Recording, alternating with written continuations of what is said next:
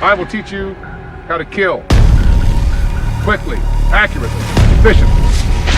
It will become a reflex action. We'll learn how to enter a combat zone and evaporate into shadow.